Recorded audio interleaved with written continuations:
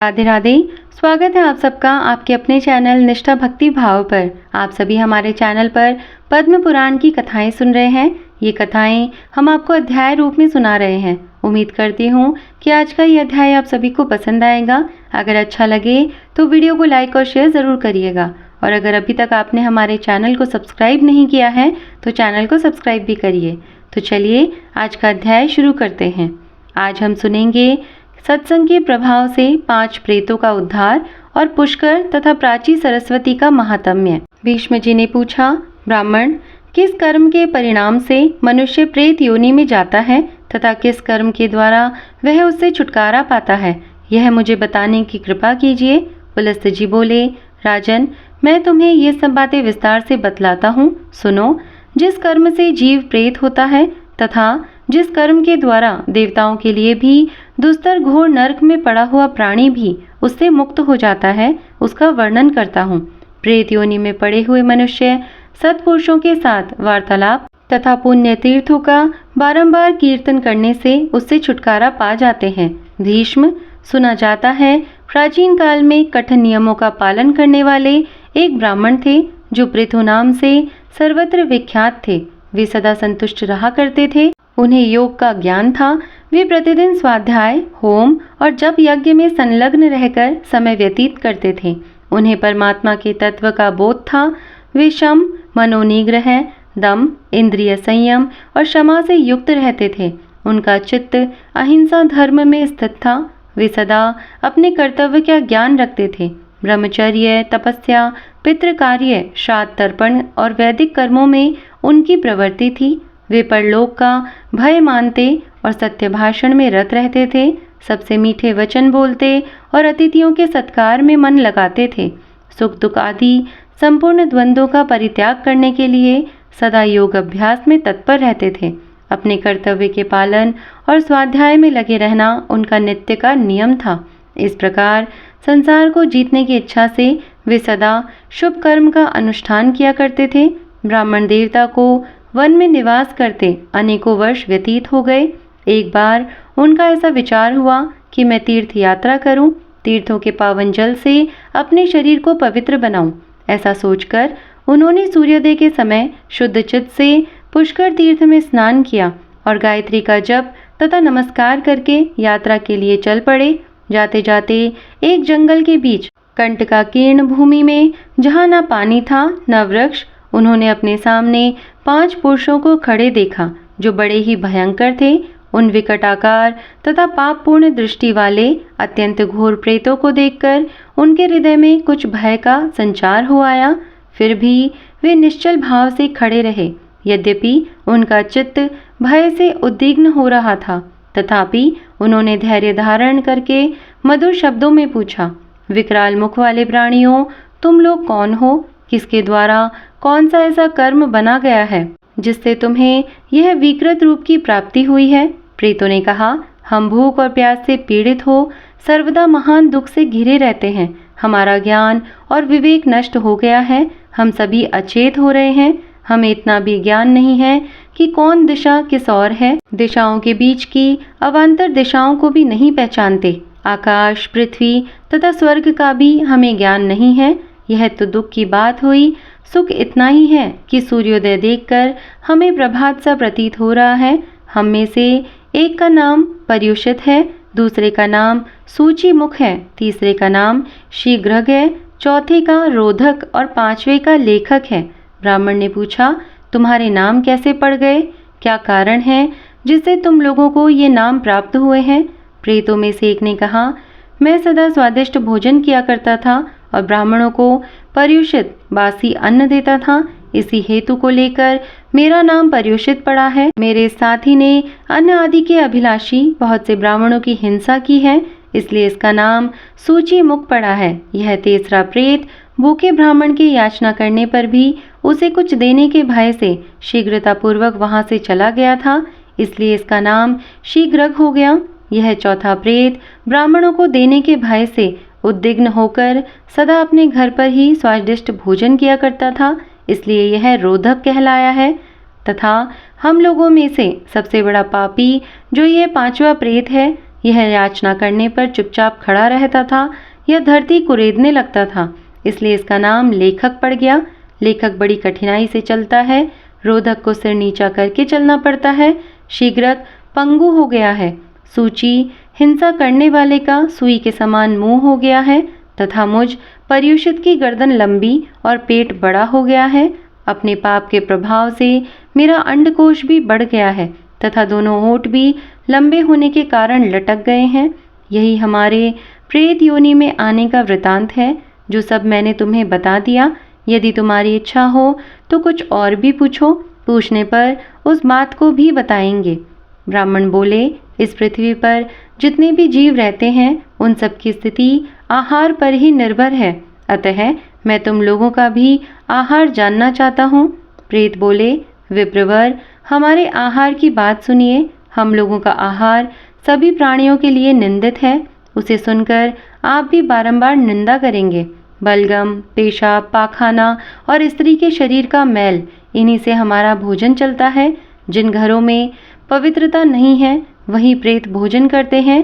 जो घर स्त्रियों के द्वारा दग्ध और छिन्न भिन्न हैं, जिनके सामान इधर उधर बिखरे पड़े रहते हैं तथा मलमूत्र के द्वारा जो घृणित अवस्था को पहुंच चुके हैं, उन्हीं घरों में प्रेत भोजन करते हैं। जिन घरों में मानसिक लज्जा का अभाव है, पतितों का निवास है तथा जहाँ के निवासी लूटपाट का काम करते हैं, वही प्रेत भोजन करते हैं।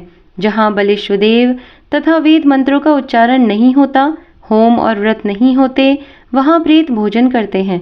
जहाँ गुरुजनों का आदर नहीं होता, जिन घरों में स्त्रियों का प्रभुत्व है, जहाँ क्रोध और लोभ ने अधिकार जमा लिया है, वहीं प्रेत भोजन करते हैं। तात, मुझे अपने भोजन का परिचय देते लज्जा हो रही है, अतः इससे अधिक मैं कुछ नहीं कह सकता। तपोधन, तुम नियमों का दृढ़तापूर्वक पालन करने वाले हो, इसलिए प्रेत योनि से दुखी होकर हम तुमसे पूछ रहे हैं। बताओ, कौन सा कर्म करने से जीव प्रेत योनि में नहीं पड़ता? ब्राह्मण ने कहा, जो मनुष्य 1 रात्रि का, 3 रात्रियों का या चंद्रायण आदि अन्य व्रतों का अनुष्ठान करता है, वह कभी प्रेत योनि में नहीं पड़ता। जो प्रतिदिन 3, 5 या 1 अग्नि का सेवन करता है तथा जिसके हृदय में संपूर्ण प्राणियों के प्रति दया भरी हुई है, वह मनुष्य प्रेत नहीं होता। जो मान और अपमान में, सुवर्ण और मिट्टी के ढेले में तथा शत्रु और मित्र में समान भाव रखता है, वह प्रेत नहीं होता। देवता, अतिथि, गुरु तथा पितरों की पूजा में सदा प्रवृत्त रहने वाला मनुष्य भी प्रेत योनि में नहीं पड़ता। शुक्ल पक्ष में मंगलवार के दिन चतुर्थी तिथि आने पर उसमें जो श्रद्धापूर्वक श्राद्ध करता है, वह मनुष्य प्रेत नहीं होता। जिसने क्रोध को जीत लिया है, जिसमें डाह का सर्वथा अभाव है, जो तृष्णा और आसक्ति से रहित, क्षमावान और दानशील है, वह प्रेत योनि में नहीं जाता। जो गौ, ब्राह्मण, तीर्थ, पर्वत, नदी और देवताओं को प्रणाम करता है, वह मनुष्य प्रेत नहीं होता। प्रेत बोले, महामुने, आपके मुख से नाना प्रकार के धर्म सुनने को मिले। हम दुखी जीव हैं, इसलिए पुनः पूछते हैं, जिस कर्म से प्रेत योनि में जाना पड़ता है, वह हमें बताइए। ब्राह्मण ने कहा, यदि कोई द्विज और विशेषतः ब्राह्मण शूद्र का अन्न खाकर उसे पेट में लिए ही मर जाए, तो वह प्रेत होता है। जो आश्रम धर्म का त्याग करके मदिरा पीता, पराई स्त्री का सेवन करता तथा प्रतिदिन मांस खाता है, उस मनुष्य को प्रेत होना पड़ता है। जो ब्राह्मण यज्ञ के अनधिकारी पुरुषों से यज्ञ करवाता, अधिकारी पुरुषों का त्याग करता और शूद्र की सेवा में रत रहता है, वह प्रेत योनि में जाता है। जो मित्र की धरोहर को हड़प लेता, शूद्र का भोजन बनाता, विश्वासघात करता और कूटनीति का आश्रय लेता है, वह निश्चय ही प्रेत होता है। ब्रह्म हत्यारा, गोघाती, चोर, शराबी, गुरु पत्नी के साथ संभोग करने वाला तथा भूमि और कन्या का अपहरण करने वाला निश्चय ही प्रेत होता है। जो पुरोहित नास्तिकता में प्रवृत्त होकर अनेकों ऋत्विजों के लिए मिली हुई दक्षिणा को अकेले ही हड़प लेता है, उसे निश्चय ही प्रेत होना पड़ता है। विप्रवर, पृथु जब इस प्रकार उपदेश कर रहे थे, उसी समय आकाश में सहसा नगाड़े बजने लगे। हजारों देवताओं के हाथों से छोड़े हुए फूलों की वर्षा होने लगी। प्रेतों के लिए चारों ओर से विमान आ गए। आकाशवाणी हुई, इन ब्राह्मण देवता के साथ वार्तालाप और पुण्य कथा का कीर्तन करने से तुम सब प्रेतों को दिव्य गति प्राप्त हुई है। इस प्रकार सत्संग के प्रभाव से उन प्रेतों का उद्धार हो गया। गंगानंदन, यदि तुम्हें कल्याण साधन की आवश्यकता है तो तुम आलस्य छोड़कर पूर्ण प्रयत्न करके सत्पुरुषों के साथ वार्तालाप सत्संग करो। यह 5 प्रेतों की कथा संपूर्ण धर्मों का तिलक है। जो मनुष्य इसका 1 लाख पाठ करता है उसके वंश में कोई प्रेत नहीं होता। जो अत्यंत श्रद्धा और भक्ति के साथ इस प्रसंग का बारंबार श्रवण करता है वह भी प्रेत योनि में नहीं पड़ता। भीष्म जी ने कहा, ब्राह्मण, पुष्कर की स्थिति अंतरिक्ष में क्यों कर बतलाई जाती है? धर्मशील मुनि इस लोक में उसे कैसे प्राप्त करते हैं और किस किसने प्राप्त किया है?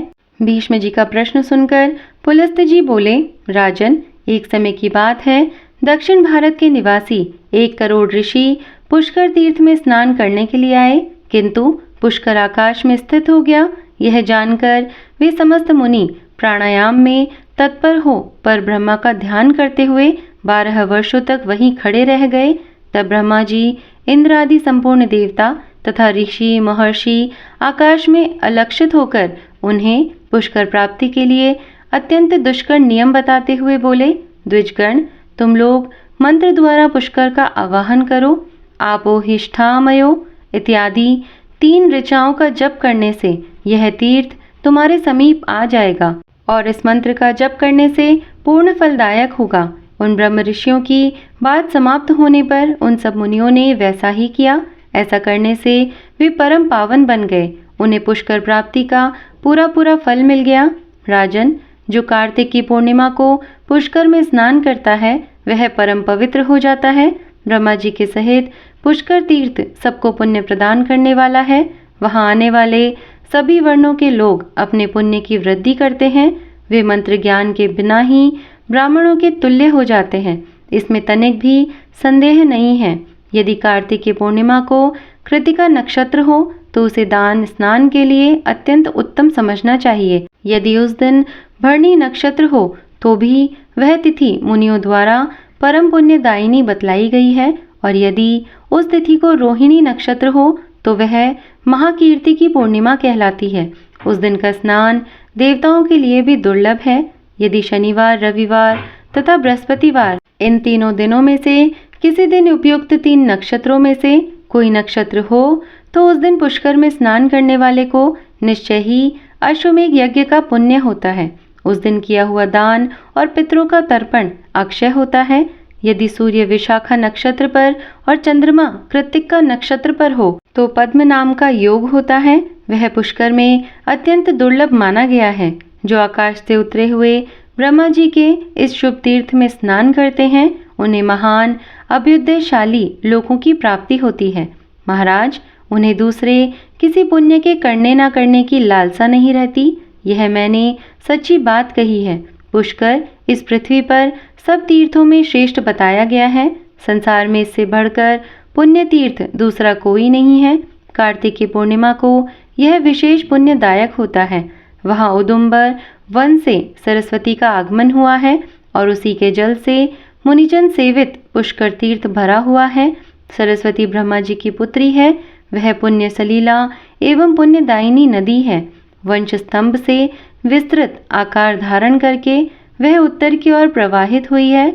इस रूप में कुछ दूर जाकर वह फिर पश्चिम की ओर बहने लगती है और वहां से प्राणियों पर दया करने के लिए अदृश्य भाव का परित्याग करके स्वच्छ जल की धारा बहाती हुई प्रकट रूप में स्थित होती है।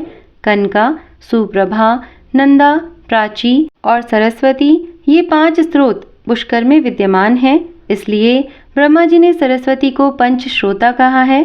उनके तट पर अत्यंत सुंदर तीर्थ और मंदिर हैं जो सब ओर से सिद्धों और मुनियों द्वारा सेवित है। उन सब तीर्थों में सरस्वती ही धर्म की हेतु है। वहां स्नान करने, जल पीने तथा सुवर्ण आदि दान करने से महानदी सरस्वती अक्षय फल उत्पन्न करती है। मुनीश्वरगण अन्न और वस्त्र का दान श्रेष्ठ बतलाते हैं। जो मनुष्य सरस्वती तटवर्ती तीर्थों में उक्त वस्तुओं का दान करते हैं उनका दान धर्म का साधक और अत्यंत उत्तम माना गया है। तो यह था आज का अध्याय। आज का अध्याय यहीं पर समाप्त करते हैं। इसके आगे का अध्याय हम कल के वीडियो में सुनेंगे। तो आज का वीडियो आपको कैसा लगा आप कमेंट करके ज़रूर बताइएगा। उम्मीद करती हूँ कि आपको पसंद आया होगा। अगर अच्छा लगा हो तो वीडियो को लाइक और शेयर ज़रूर करिएगा। और हाँ, अगर आप हमारे चैनल पर नए हैं और अभी तक आपने चैनल को सब्सक्राइब नहीं किया है तो चैनल को जाकर अभी सब्सक्राइब कीजिए। मैं मिलती हूँ आपसे अगले अध्याय के साथ में। तब तक के लिए धन्यवाद। राधे राधे।